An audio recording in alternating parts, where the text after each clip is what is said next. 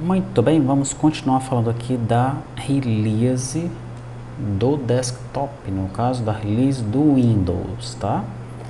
Eu retorno aqui para este endereço, flutter.dev/desktop, ele fala das releases para Windows, para Linux e para o Mac.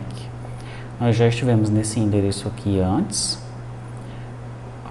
e aqui em distribuição, nós temos aqui a distribuição para o Windows, ele fornece aqui algumas opções. Uma delas é você criar um instalador MSX e colocar a aplicação na loja da Microsoft. Uma outra opção é você criar um instalador e colocar no seu certificado, tá? Para essa opção você precisa de uma assinatura digital, né? Você precisa de um certificado que assine binários, tá? E por último, é você criar a sua própria instalação, né? O seu próprio instalador, tá? Sem ser um instalador MSX, tá bom? Muito bem. Eu comecei mostrando como é que nós criamos o nosso próprio instalador, né? Eu coloquei todos os arquivos numa pasta só, tá? Esses arquivos, se eu zipá-los ou criar um instalador a partir desses arquivos, eu posso distribuir a minha aplicação dessa maneira, né? Então, quando a gente chama lá aquele comando, né? O comando flutter build Windows, ele cria para a gente uma pastinha release com alguns arquivos lá dentro, não são todos os arquivos, né? E você tem que colocar alguns outros arquivos dentro da pasta. Esses outros arquivos eles são mencionados aqui, ó, msvcp, vcruntime 140 e o 140_1. Esses arquivos você encontra na pasta System32 do Windows, tá? Beleza. Eu peguei a pasta que o Flutter criou lá dentro da pasta do projeto e trouxe para cá, para testes, tá? Daí dentro da pasta testes, eu criei uma outra pasta aqui chamada TDSTI Pegasus PDV, tá? Que na verdade é a pasta release que ele criou lá dentro da pasta build lá do meu projeto, tá? Então eu copiei os arquivos para cá, né? O que eu coloquei a mais? Coloquei o SQLite 3, que vem sem ele, né? Basicamente foi isso que eu coloquei aqui, e aqueles 3 arquivinhos que eu peguei da pasta System32. E aqui dentro de Data, Flutter Assets, eu estou com o meu arquivo .env cifrado, tá? Nesse momento aqui eu tenho que trazer para cá o arquivo .env cifrado, tá bom? Como esse cara aqui já é o que vai para produção, eu alterei a minha chave lá, executei a aplicação de novo para ele criar o .env cifrado, peguei o arquivo .env cifrado, copiei para cá e renomeei como .env, tá? Então se eu for dar uma olhada nesse .env aqui, ó, ele é o .env cifrado, tá bom? Mesma coisa você vai fazer, você vai criar a sua chave lá de 32 caracteres, né? Para que vai executar a aplicação, e você pega o .env cifrado e coloca nessa pasta aqui e renomeia ele para .env, tá? Muito bem, agora eu vou mostrar 2 maneiras de criar um instalador, tá? Uma delas é utilizando o Inno Setup Compiler.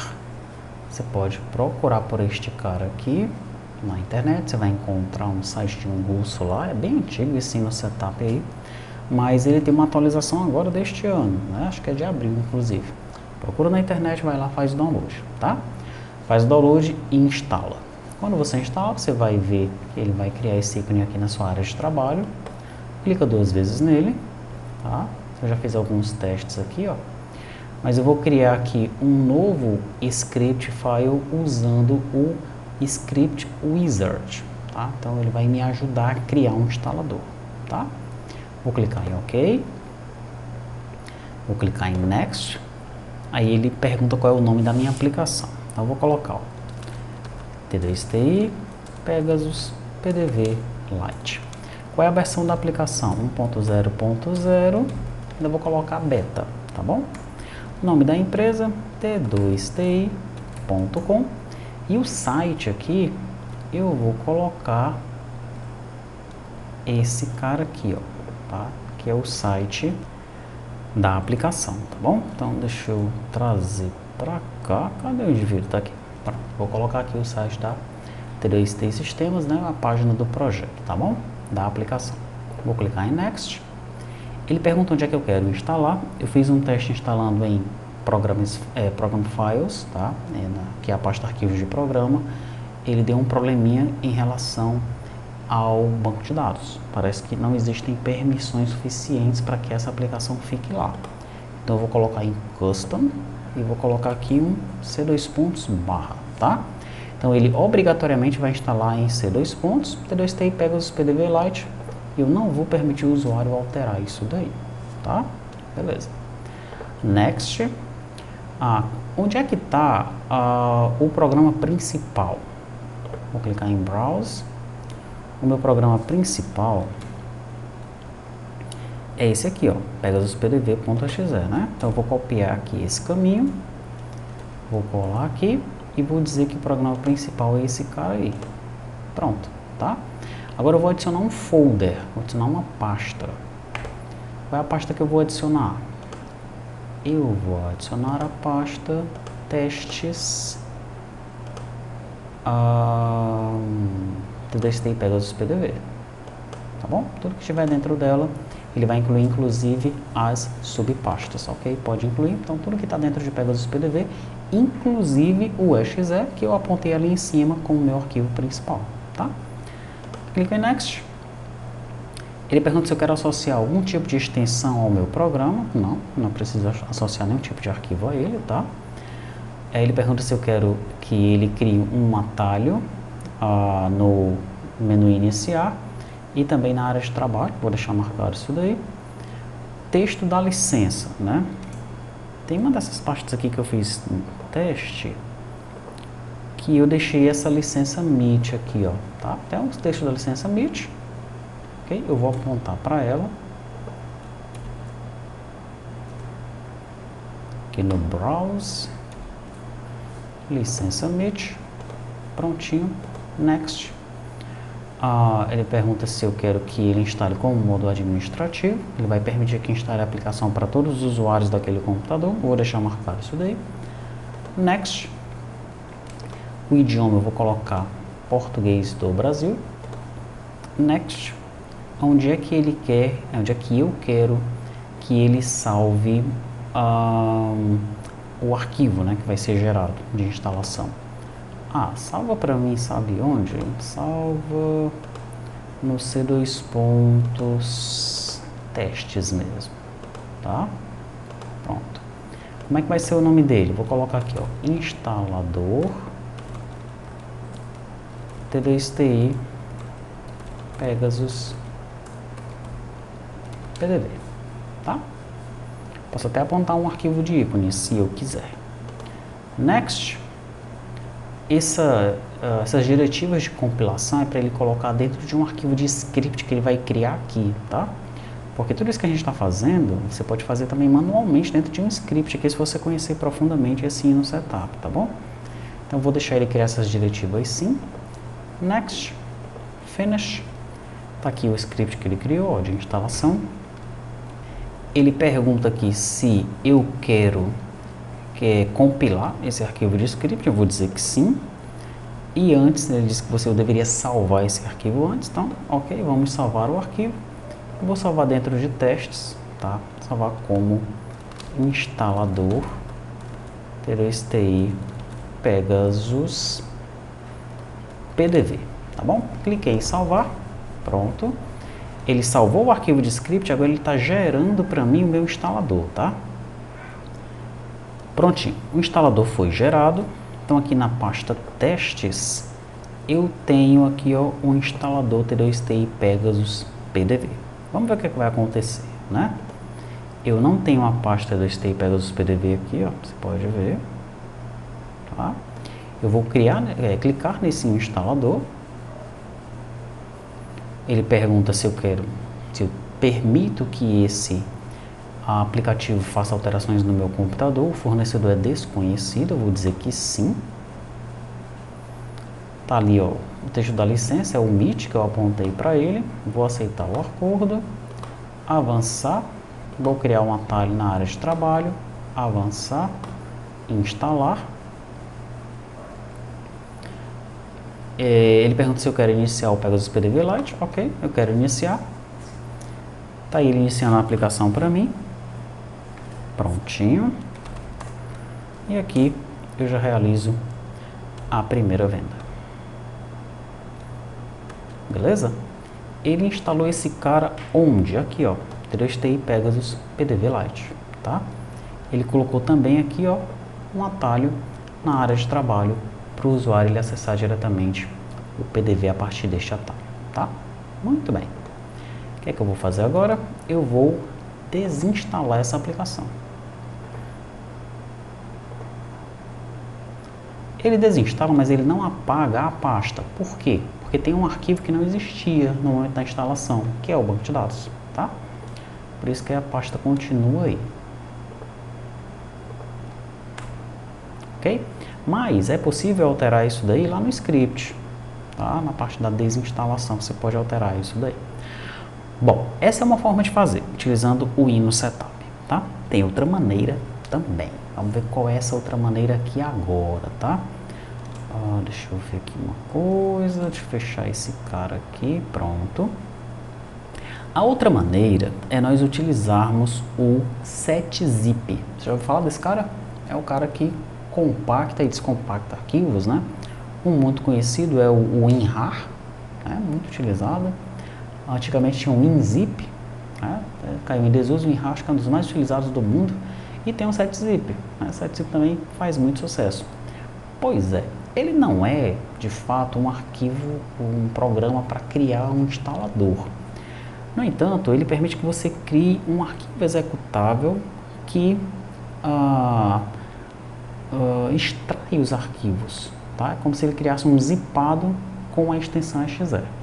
Como é que a gente faz isso? Vou fazer assim, ó.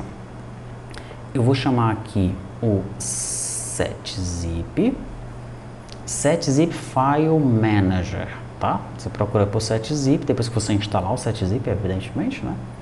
Procura por setzip e abre esse cara aí. Quando você abrir esse cara, você vai apontar para a pasta que você deseja fazer o esquema. Que no meu caso é essa daqui, ó, 3TI Pegasus PDV. É a pasta Release lá, que foi criada pela gente pelo Flutter Build Windows, né? E aí depois eu coloquei aqueles arquivinhos que eu mostrei para você. Eu vou selecionar a pasta, vou clicar em adicionar. Pronto, tá? Em formato do arquivo compactado, deixa setz.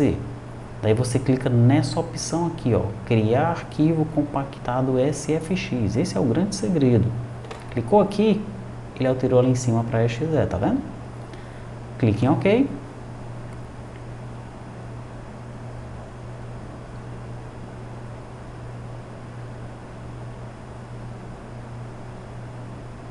E pronto. O que é que ele fez? Ele criou para mim aqui dentro de testes o arquivo 3TI Pegasus pdv.exe, tá? Ele deixa com essa extensão setz aqui, ó, tá?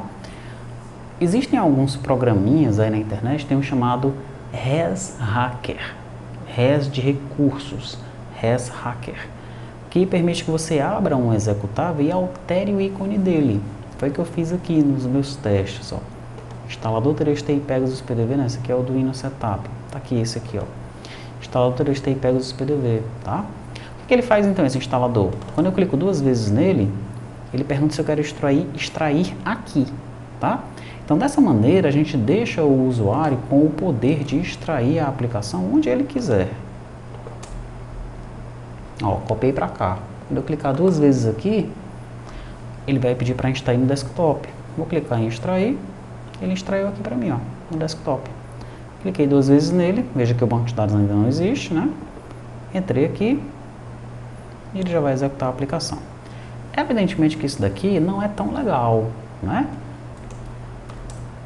Essa solução aqui, não é das melhores não.